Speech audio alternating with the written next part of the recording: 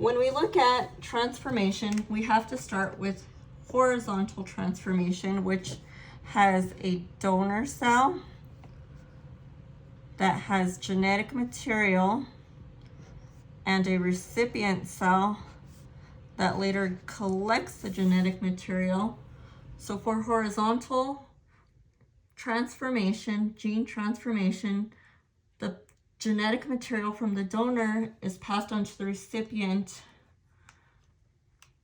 cell that creates organisms with new genetic traits. During transformation, we have a donor cell and a recipient cell.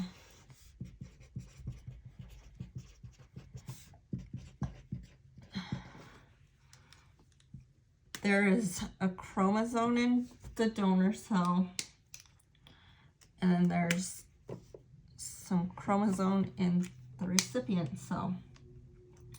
During transformation, the donor cell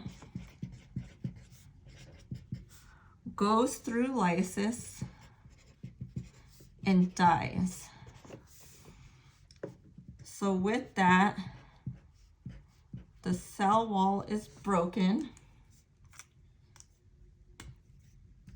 and the DNA becomes naked and is later released into the environment, where recipient cells can pick up the DNA from the environment. But while the DNA is in the environment, it can break into pieces,